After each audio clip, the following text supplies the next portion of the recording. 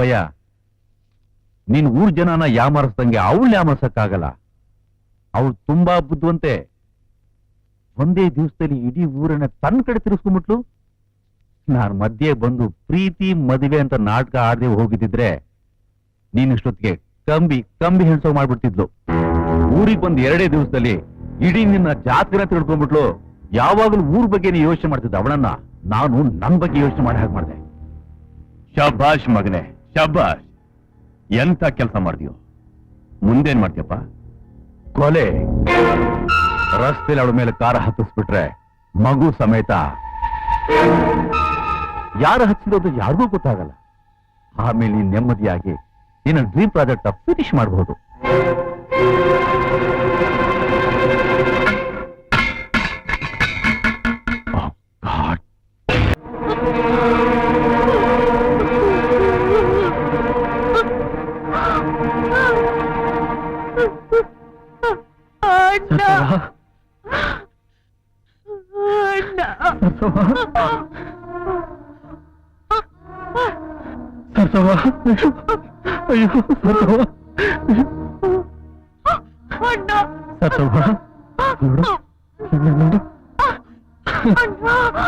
ಯಾಕಂಡ ಅಳ್ತೀಯ?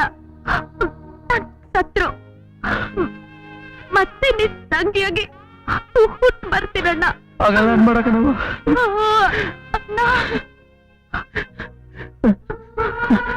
ನನ್ ತಲೆ ಮೇಲೆ ಕಲ್ಲೆ ತಕ್ಬಿಟ್ಟು ಹೋಗ್ಬೇಡ ಕಣವ. ಅಣ್ಣ, ನನ್ಗೊಂದು ಮಾತನಾಡಿಸ್ಕೊಡ್ತೀಯಾ? ಹೇಳಮ್ಮ, ಏನ್ ಹೇಳಮ್ಮ?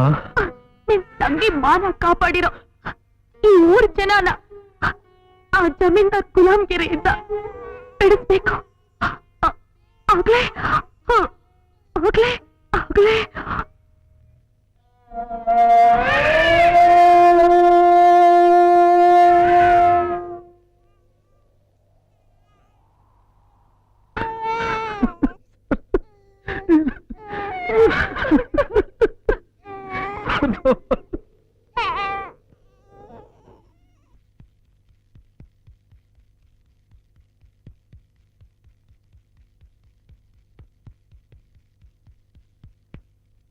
ಏನು?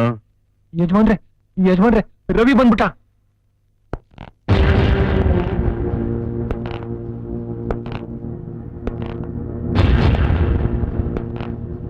ಹೊಡೆದಾಕವನ್ನ.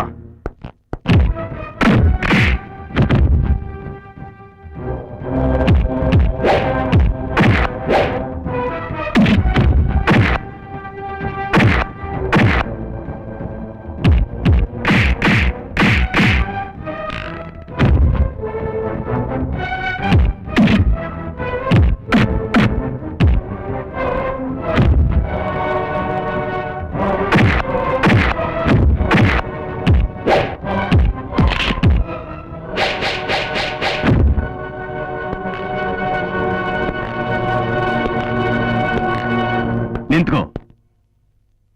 ಎಲ್ರೂ ಸಾವು ಹುಡ್ಕೊಂಡ್ ಬರುತ್ತೆ. ನೀನ್ ಸಾವನ್ನೇ ಹುಡ್ಕೊಂಡ್ ಬಂದಿದೀಯ.